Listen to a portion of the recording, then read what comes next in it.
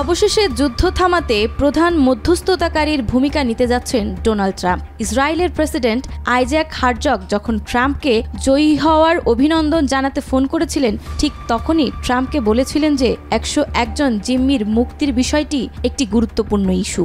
এর ফলে শান্তি প্রতিষ্ঠায় এই সংকটময় মুহূর্তে ট্রাম্প হতে যাচ্ছেন প্রধান মধ্যস্থতাকারী। হারজগ ট্রাম্পকে আরও বলেন, আপনাকে জিম্মিদের বাঁচাতে হবে।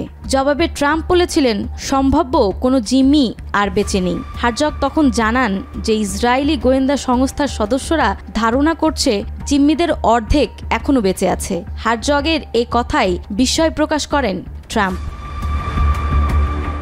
জিম্মি পরিবারের সদস্যরা এবং যুদ্ধবিরতি চুক্তির প্রতি সমর্থনকারী ইসরায়েলি কর্মকর্তারা এখন আশা করছেন নবনির্বাচিত মার্কিন প্রেসিডেন্ট ডোনাল্ড ট্রাম্প হয়তো হামাসের হাতে জিম্মিদের বিনিময়ের মাধ্যমে গাজা যুদ্ধ শেষ করতে ইসরায়েলি প্রধানমন্ত্রী বেনিয়ামিন নেতানিয়াহুকে রাজি করাতে পারবেন।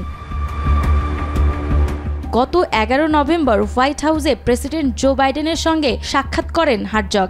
এ সময় তিনি আগামী 20 জানুয়ারি প্রেসিডেন্ট হিসেবে ট্রাম্প দায়িত্ব গ্রহণের আগেই তার সঙ্গে বিষয়টি নিয়ে বাইডেনকে আলোচনার আহ্বান জানান।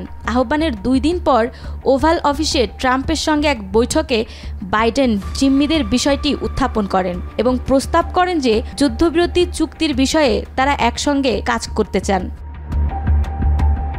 এদিকে গাজায় হামাসের হাতে 412 দিন ধরে বন্দী মার্কিন নাগরিক ওমর নেত্রার অভিভাবক ওরনা ও রোনেন ওয়াশিংটন পোস্টের এক খোলা চিঠিতে ট্রাম্পের প্রতি লিখেছেন। তারা বিশ্বাস করেন ট্রাম্প রিগানের সেই মুহূর্তের পুনরাবৃত্তি করবে, যিনি 1981 সালে প্রেসিডেন্ট হিসেবে দায়িত্ব গ্রহণের পর 52 জন মার্কিন নাগরিক ইরান থেকে মুক্তি পান, যাদের 444 দিন ধরে আটকে রাখা হয়েছিল। নাজমা, মাই টিভি।